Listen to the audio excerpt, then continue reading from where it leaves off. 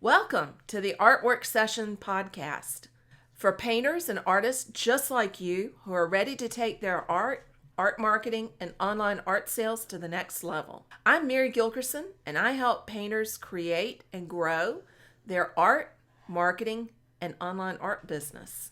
And each month, I host 2 live Zoom Artwork Sessions calls where I collaborate with artists from around the globe. Each week, I take one of those questions and the answer from those live calls and share that with you here on the podcast. You'll get concrete tips, ideas, and strategies that you can put to work today. So if you're ready to fill in the gaps in your painting practice and your online art business and get the answers you've been looking for, jump aboard.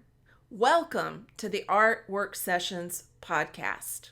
I'm going to go to Marlene Ford. If you'll unmute yourself. Hello. Hello, how are you doing? I'm fine. Enjoying your wisdom. Awesome. I'm glad it's helpful. So, do you want to read your question for us? The first one was about the palette. I have taken a few art classes. I didn't start painting until I was 65. And I've taken a few art classes, and every artist has their own requirement for paints, to the point that I end up confused sometime when I go to do a landscape scene. What greens do I use? What blues do I use? And I really love your work and was wondering, do you have a basic palette that you do most all your work with? Yeah, I do. And I have a basic one that I use with my students too. That's the double primary palette. Okay. So when I'm teaching, I usually start off with a really limited palette, because from the double primary palette, you can mix everything else. So it creates the full color wheel, which then gives you the potential to mix everything else. And after people learn how to mix, and I see some of my students like Joan, I see you right there, you're right in front of me. Joan can tell you, yeah, do begin to add in convenience colors after that. So convenience colors are ones that are already all mixed up. And there's some of those that I use all the time too. But one of the things that helps me keep it simple is that I do paint outside a lot. And I have a rule for myself that all of the paint that I take outside has to fit into the wooden cigar box that I've carried paint outside in for 10, 12 years. And if it won't fit in there, I can't take it. So I can't get myself confused with having too many things. But I do tend to use it all centers around that double primary palette. So there's a warm red and a cool red, a warm blue and a cool blue, a warm yellow and a cool yellow, and white. And then I'll throw in a couple of other extras that I like to work with. Yeah, I've seen your videos and taken notes on them, looking for that basic, because where it affects me as in my paintings is that I'll start a painting and then put it aside and let it dry, and I go back. And early on, I wasn't taking notes on what greens I was using. Oh, listen, I've done that. More paintings because there's no harmony. It takes the whole harmony out of it. Yeah, I've realized a long time ago that if I mix a color that I really love, and I need to write down what I mixed to get it, and put it in my sketchbook, because I won't remember the next day if it's something that's brand new. But the beauty of using a more limited palette and not having too much stuff out is that it's easier to figure it out. Yeah.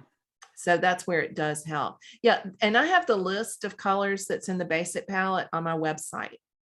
Yeah, I went searching because that was something I knew I needed to do. And it's a shame. I have a whole drawer full of paints from every class I've ever taken. Well, you can use those again and you can use them up, but it helps to understand color if you shrink down for a little while and get really familiar with those colors. And then it gets easier to build out from there. Okay, well, so, thank you. Did you find the list of the double primary palette? Yeah, I've been following you for a while and have found you quite learned and helpful to someone like myself. Good. Thank I'm you. in my late 70s now, and I find it so wonderful to do this, even if it's on a hobby level. Painting is a wonderful activity. It stretches your brain, it calms your mind, and on top of it, it gets your creative juices flowing. The convenience colors that I use almost all the time are things like Italian Terra Verde from Williamsburg. And I really love the Montserrat Orange from Williamsburg. It's a pinky coral color. It's great for taking the edge off of greens that are out of a tube. I use Cinnabar Green Light a good bit, occasionally Permanent Green Light. Those are pretty much it as far as the ones that I'm going to carry outside. Okay. But I have a whole pile over there on the table.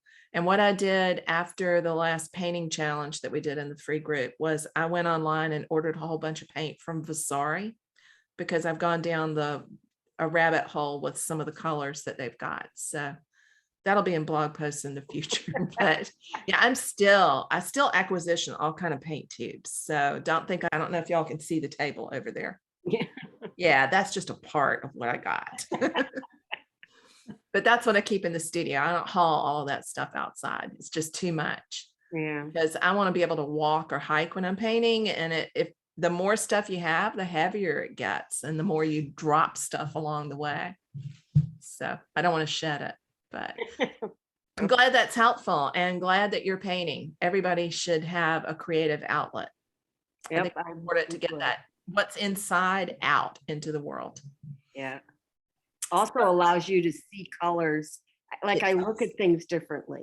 And when I look at a sky and when I think about where I started and how elementary it was and to where I am today, it's really opened the world up to me in ways that I never imagined, really. It's a really good point. And it's something I share with students all the time, is that the more you look, the more you're going to see. And the more you see, the more you're going to see, because we all see color a little bit differently.